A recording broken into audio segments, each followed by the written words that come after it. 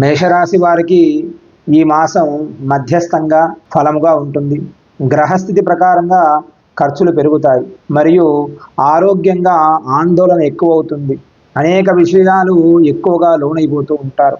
అంతేకాకుండా మీ ఆర్థిక పరిస్థితుల విషయాల్లో చాలా జాగ్రత్త తీసుకోవాలి. ధనానికి సంబంధించినవి కానీ లేదా పెట్టుబడులకు సంబంధించిన విషయంలో కానీ మీరు కాస్త చాలా జాగ్రత్తగా ఉండాలి. ధనము పోయే అవకాశం కూడా ఎక్కువగా కనబడుతుంది. కాబట్టి డబ్బు ఇచ్చేటప్పుడు కానీ లేదా మీరు ఎవరి దగ్గర తీసుకుంటూ ఉన్నప్పుడు కానీ చాలా జాగ్రత్తలు వహించాలి. భయం ఎక్కువగా ఉన్నది. ఆ విషయం గమనిస్తూ మీరు ఖచ్చితంగా ఉంటే ఈ మాసం చాలా జాగ్రత్తగా ఉంటే మాత్రం ఈ మాసం బాగుందనే చెప్పుకోవాలి. ఈ మాసం కెరీర్కి సంబంధించిన విషయాల కనుక వస్తే కెరీరు ఈ మాసంలో మీరు తీసుకునే నిర్ణయానికి చాలా ఖచ్చితమైన నిర్ణయం తీసుకుంటే కనుక ఆ నిర్ణయ ప్రకారంగా ఈ సంవత్సరం అంతా కూడా మీకు బాగుండే యోగం కనబడుతూ ఉంది. కెరీర్ బాగుంటుంది. ఈ మాసం మీకు కొత్త అవకాశాలు కూడా వస్తాయి. వ్యాపారాలు పనిచేసేవారు కానీ లేదా సెల్ఫ్ ఎంప్లాయ్మెంట్ కానీ వ్యాపారస్తులే కానీ వారు కొత్తగా వచ్చే అవకాశాలను సద్వినియోగం చేసుకుంటే మాత్రం ఉన్నత స్థితికి చేరుకునే అవకాశం ఈ మే నెల స్పష్టంగా కనబడుతుంది. ఉద్యోగాలు పనిచేసేవారైతే మాత్రం మీ పెద్దవారితోటి అభినందనలు కూడా పొందుతారు. కాకపోతే కాస్త జాగ్రత్త వహించాలి. జాగ్రత్త వహించడం వలన ఎలాంటి ఆటంకములు రావు. మీరు మీ పెద్దవారితో అనేకంగా మన్నలు పొందుతారు. ప్రమోషన్లు కూడా వచ్చే అవకాశం ఎక్కువగా కనబడుతుంది ఈ మే నెలలో. విద్యార్థుల విషయానికే వస్తే కాస్త చిన్న ఇబ్బందులు కలుగుతూ ఉన్నాయి. కాస్త మీరు అనుకున్న ర్యాంకుల్లో పరీక్షలలో కాస్త ఉత్తీర్ణత తక్కువగానే ఉంటుందని చెప్పుకోవాలి. పరీక్షల్లో మీరు కష్టపడితే మాత్రం మరలా ఎక్కువగా వచ్చే అవకాశం ఉంది. మార్క్స్ పరంగా కానీ విద్యార్థులు ఐసెట్ వీసెట్ అంటారు కదా, అలాంటి పరీక్షల్లో ఉత్తీర్ణత అయ్యే అవకాశం ఎక్కువగా కనబడుతుంది.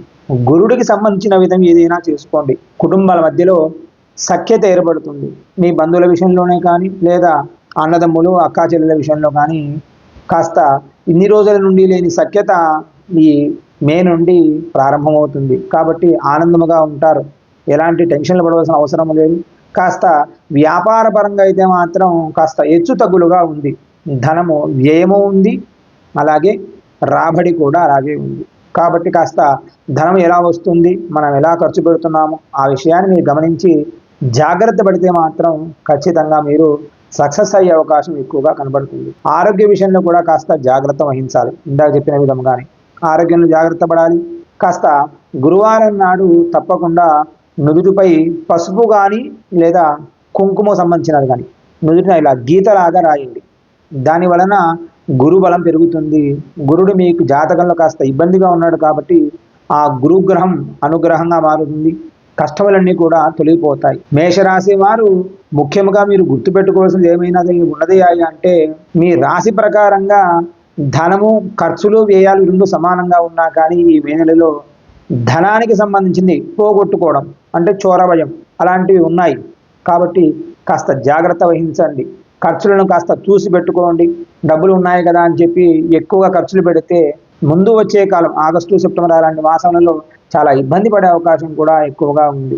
ఈ మేషరాశి వారు ఈ మే నెలంతా కూడాను గురువుకు సంబంధించింది ఏదైనా చేసుకోండి. అనగా దక్షిణామూర్తి స్తోత్రం కానీ దత్తాత్రేయ స్తోత్రం కానీ ఈ మాసమంతా కూడా మీరు చేస్తే గురుబలం మీకు సంపూర్ణంగా కలుగుతుంది. ఆటంకాలన్నీ కూడా తొలగిపోతాయి.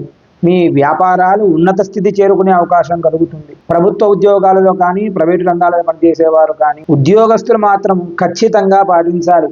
దక్షిణామూర్తి స్తోత్ర పారాయణం చేయడం వలన ఎలాంటి ఆటంకములు రావు. మర్చిపోవద్దు. ఈ మే నెలంతా కూడాను ఈ మేషరాశి వారు ఖచ్చితంగా దక్షిణామూర్తి స్తోత్రము లేదా దక్షిణామూర్తి పారాయణ లేదా దత్తాత్రేయ స్తోత్రము దత్తాత్రేయ స్వామివారి పారాయణ చేసిన ఎడల ఈ మాసమంతా కూడా మీరు ఆనందముగా ఉంటారు. ప్రతి గురువారం నాడు అవకాశం ఉంటే ఉపవాసం ఉండండి. ఉపవాసం ఉండి ఆ స్వామి ఆరాధన చేయండి. ఖచ్చితంగా సత్ఫలితాలను పొందవచ్చు.